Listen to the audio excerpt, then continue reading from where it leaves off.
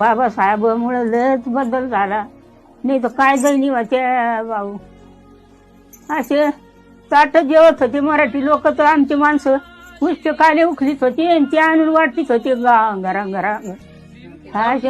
असा काढा आणि असे ताट उखलून लोकांचे खरकटे भगुन्यात घ्यायचे, घरी आल्यावर घर वाटायची.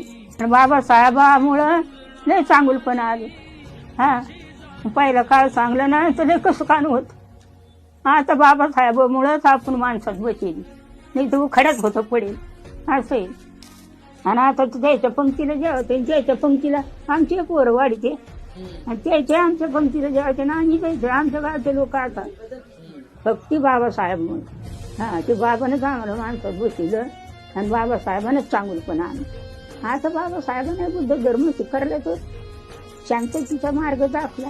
हे